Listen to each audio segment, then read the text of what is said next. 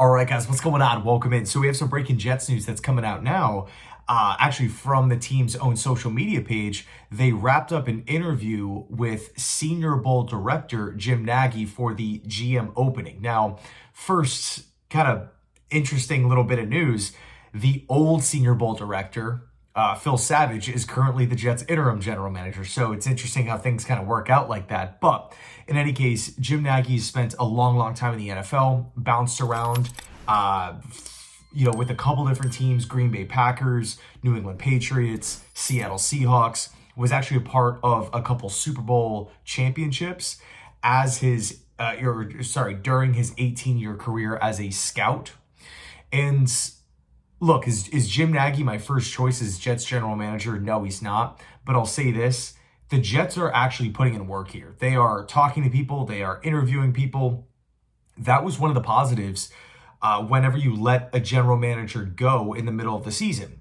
That now opens up the door, opens up the pathway for the team to start putting feelers out, to start reaching out and talking to people, and really, like, literally sitting down with candidates that aren't currently employed with NFL teams. So the season is not over. We still have over 3 weeks before the season ends.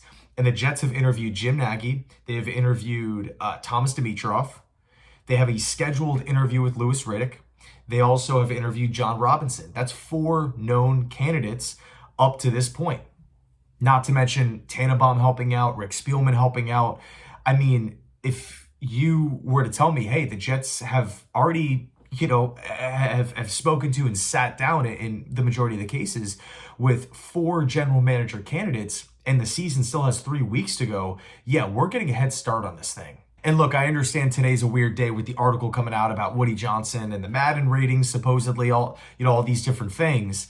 But, I got to be honest, I'm just so focused on 2025 and, the Jets just nailing this search. And it's encouraging, it's exciting, it gets me fired up that the Jets are just knocking out these interviews, right? They're gathering data, they're gathering information, and they're not waiting until the last minute. They've been proactive. They've hired the 33rd team to help them out in their search.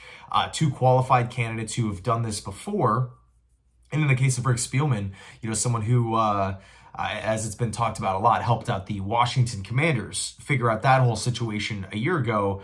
And Washington is in a pretty damn good spot. So, I'm currently happy right now with how things have been going with this whole general manager search. I think out of the known 4, Dimitroff would probably be my number 1 candidate. And then Louis Riddick sliding in at that number 2 spot. Riddick is obviously hard to predict because we don't really have a good backbone or foundation of general manager work. He's been a part of front offices, Washington and Philly, and he's worked his way up and has that background in scouting, which is positive. But, it's tough to kind of, compare him to a Dimitroff, to a Ryan Grigson, to a John Robinson, because we just don't, we don't have a career record. We don't have a draft that we can look at that was all Louis Riddick, right? We don't have that information. But I do like how he presents himself. I do like the points that he makes. I think he's a straight shooter, cuts right to the point. I think that's really, honestly, if I'm being, honest here, I think that's exactly what the Jets need. Just a straight shooter. This is what's wrong with the organization. This is what I'm going to do to fix it. This is how we're going to do that. These are our goals, and this is how we're going to accomplish them. You kind of get the feeling that if Woody Johnson or, Rick Spielman ask Louis Riddick a question, hey, what are your thoughts on Aaron Rodgers' future? What are your thoughts on trading Garrett Wilson if he requests a trade this offseason? Riddick is not going to say, I don't know, and beat around the bush. No, he's going to have an answer. He's going to have that direct answer. So, again, right now, we're still in the middle of the regular season. We have talked to interviewed 3 candidates, up to this point, 3 known candidates, and have 1 scheduled for with Louis Riddick. And then once the season ends, I'm assuming that we will have the GM search wrapped up within a week and a half. That's my guess. Week and a half, 2 weeks.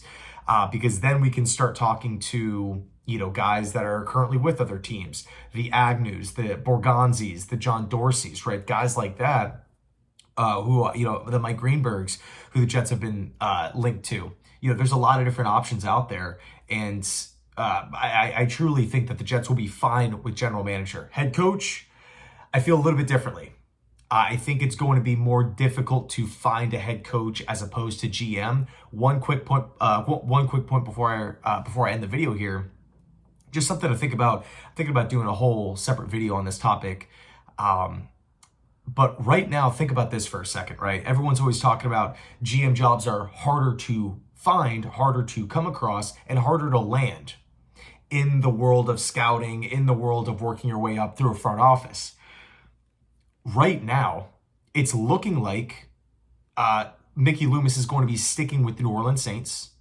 It's looking like there's going to be no changes made in Chicago. The other two known teams that are, making, some pretty big changes, along, of course, with the New York Jets. We also have to, look at the teams out there that could be also making changes, maybe on a Black Monday or something like right after the season ends.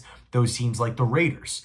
Are the Raiders going to fire Telesco? He's hardly even been there for like barely any time. I highly doubt it. I think the Raiders will keep Tom Telesco as general manager. Could the Jaguars fire Doug Peterson and Trent Baalke? I think the answer is yes. I think they are going to clean house. Giants, could they fire Joe Shane? Potentially. I think right now it's leaning towards no. So in other words, the whole, point of what I'm getting at here, there's a very good chance that there could only be 2 GM openings in this whole thing. And that's assuming Trent Baalke gets fired. So it's not like there's going to be 5 or 6 different general manager gigs open and, the Jets are going to run out of luck and not have any qualified candidates. There are plenty of qualified candidates. And if you have, let's just say, 8 to 10 qualified, GM guys that you feel good about, names that you feel good about, and there's 2, maybe 3 openings, I like the odds. I like the odds for the New York Jets to land a qualified candidate here. So anyway, let me know your thoughts down below in the comment section. Thanks so much for watching. I appreciate it. And as always, go Jets.